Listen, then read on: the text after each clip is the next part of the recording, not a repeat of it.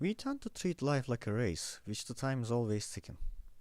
Some people spend that time by actually racing towards the finish line. They do stuff to push themselves forward. And this creates a situation of competition where if you do not race, if you do not move, you'll fall behind. You see, this environment of competition is not a necessarily natural one. We built our entire civilization around the idea of time running out. Time then becomes money, becomes a currency.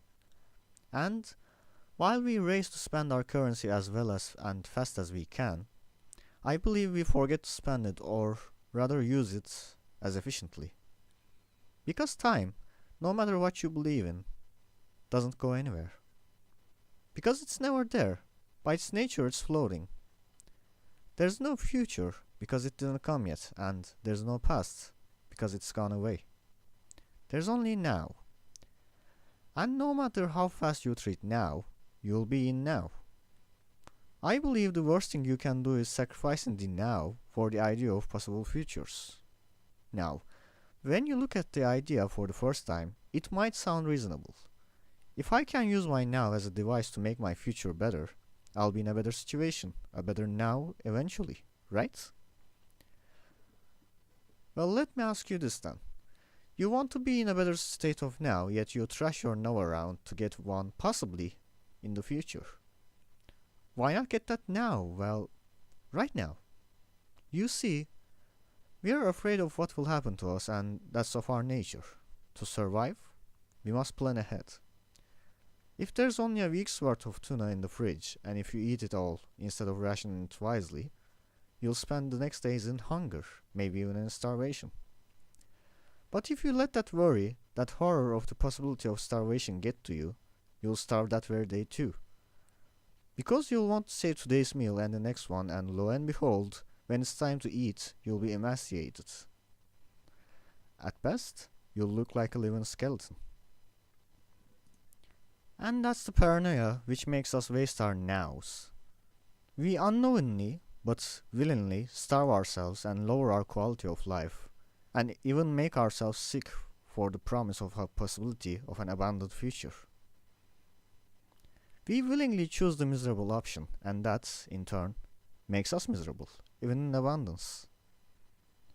You may think you are picking the right choice by choosing a short term of unhappiness, but we tend to overlook the fact that unhappiness, that misery, stays with us.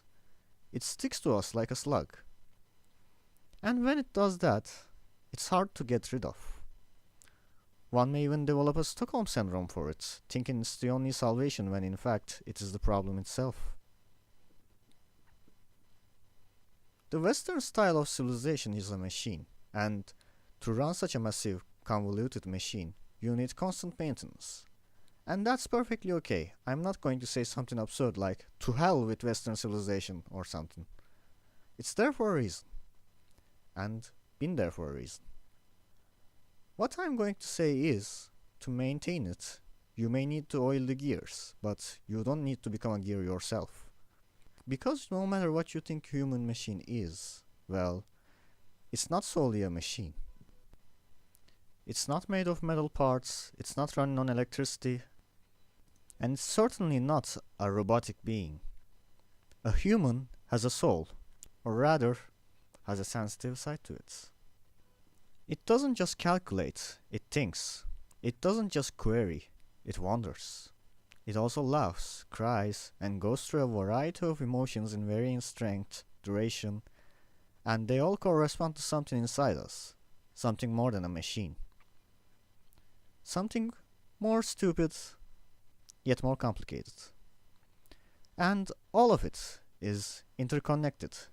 Its motor functions, its thinking parts, its feelings, its organ systems, its chemical balance, its sensibilities, creativity, expression, posture, and so on. A human is an organism consisting of machine parts, but it's not a Robocop to say the least. We need more than regular maintenance and some oil to function correctly.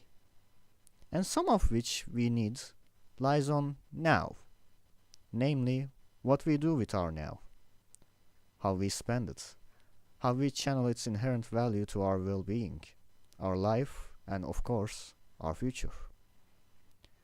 Since you need a bunch of healthy nows to have a healthy future, spending your now as healthily means you're automatically making an investment to your future, and unlike sacrificing it, you're making an investment which will definitely return its value, maybe even exceedingly.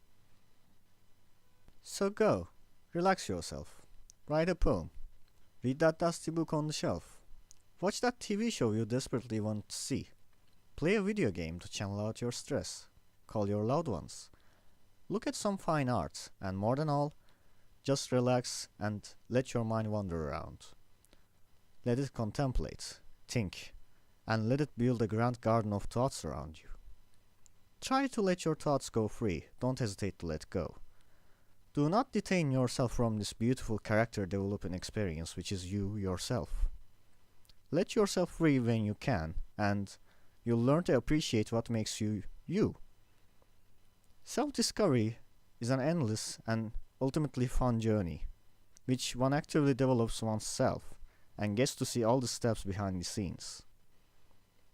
By sacrificing your now, you also sacrifice a part of yourself, a part of this journey, and in turn, you sacrifice a piece of your heart to a meaningless bunch of gears and screws, which is conveniently called time.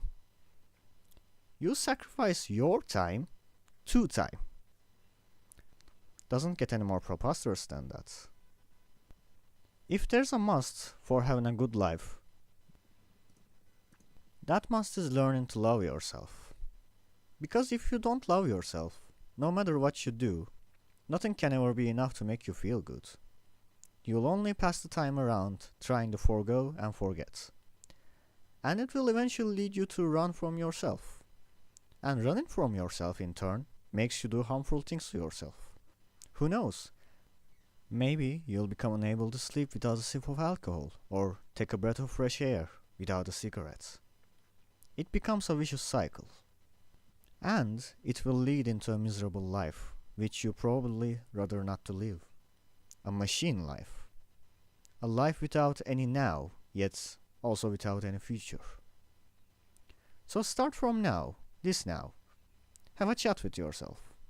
I'm pretty sure it has many things to talk with you and was waiting for the opportunity for a long, long time.